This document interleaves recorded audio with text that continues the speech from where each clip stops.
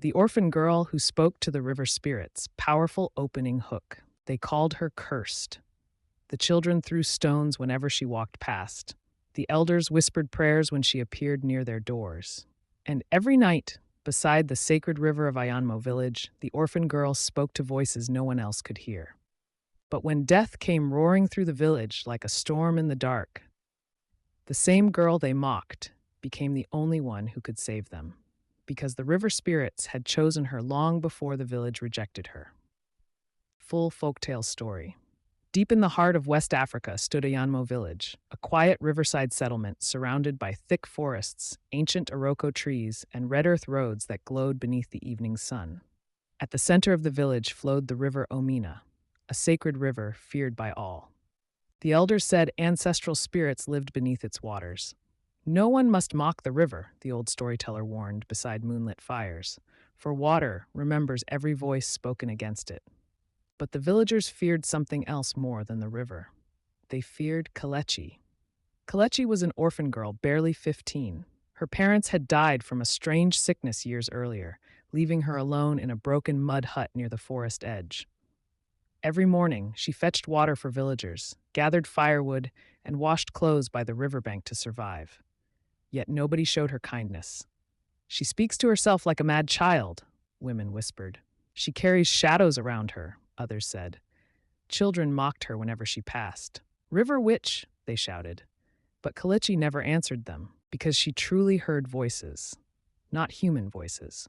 The river spoke, sometimes through the movement of water, sometimes through the wind rustling the trees, sometimes through birds circling above the riverbank, and sometimes through dreams. One evening, after a group of boys threw mud at her basket, Kalechi ran crying to the river. Rain clouds gathered above the dark water. I did nothing to deserve this, she whispered through tears. Suddenly, the river became strangely calm. Then, a voice rose softly from the flowing water. Kalechi, she froze. The wind moved around her like invisible hands. Kalechi, daughter of sorrow, listen carefully. Fear gripped her chest. Who are you? She whispered. The water rippled gently. We are the guardians beneath the river. Danger is coming to Ayanmo village. Lightning flashed across the sky. Kalechi stumbled backward in terror. The village must leave before the third moon rises, the spirits warned. Water will swallow the land. Then silence returned. For days, Kalechi battled fear inside her heart, but finally she gathered courage and ran to the village square. The river spirits warned me, she cried. A great flood is coming. The villagers burst into laughter. Old Mama Sade spat on the ground. Listened to the mad orphan again. Even the village chief, Chief Bolarin, shook his head angrily. You spread fear among my people, he thundered. Be careful, girl. But one man looked especially disturbed. Babaduro, the village spiritual leader. Unknown to everyone, Babaduro had secretly stolen sacred offerings meant for the river shrine for many years. He feared the spirits were exposing the village's anger through Kalechi. She is possessed, Babaduro shouted. The spirits she hears are evil. The villagers gasped. Soon, nobody allowed Kalechi near their homes anymore. But strange things began happening. The river water turned unusually dark. Dead fish floated to the surface. Birds abandoned the trees, and for the first time in many years, the sacred drums cracked during a festival ceremony. The elders became afraid. Then one midnight, Kalechi had another vision. She saw violent waters crashing into the village. She saw children screaming. She saw mud houses breaking apart. And above the storm, the spirits cried, Tonight! Kalechi woke up trembling. Thunder exploded across the sky. Heavy rain poured instantly. The river roared louder than ever before. Then chaos began. Flood! Flood! Villagers screamed. Water rushed violently through Ayanmo village, destroying huts and carrying animals away into the darkness. Panic spread everywhere. Mothers cried for their children. Men ran helplessly through the storm. Even Chief Bolarin fell into the rushing water. Kalechi stood frozen near the riverbank as lightning illuminated the raging flood. Then the spirit spoke once more. Take the sacred torch to the old shrine on the hill. The waters will obey.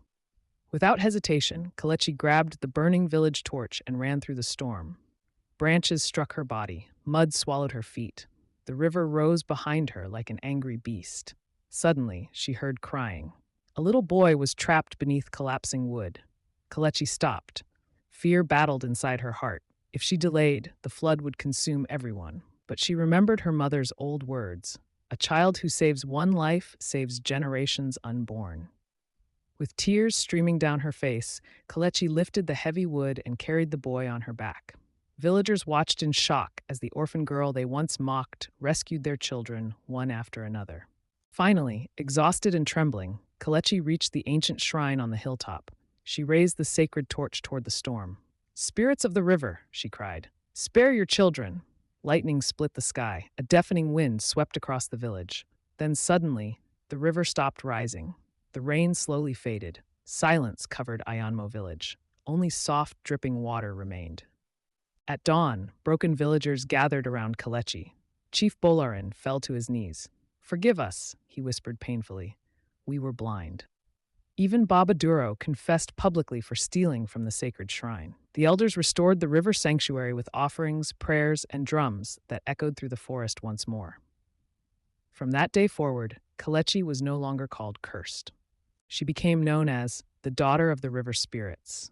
Years later, whenever moonlight touched River Omina, villagers claimed they saw silver reflections dancing upon the water. And sometimes, when Kalechi stood quietly by the riverbank, the wind still whispered softly, "You were never abandoned," because the spirits had loved her long before the world learned her worth. Moral lesson: never despise the lonely, rejected, or forgotten, because destiny often hides greatness inside suffering. Nature carries ancient wisdom, and courage born from pain can save an entire community. Short, viral-style YouTube caption. They called her cursed until the river spirits used her to save the entire village. The orphan girl who spoke to the river spirits is a powerful African folktale about rejection, destiny, and supernatural courage. Watch till the end. The final message from the spirits will touch your soul. Thumbnail text suggestion: the girl who heard river spirits. The village mocked her until the flood came. She spoke to the deadly river.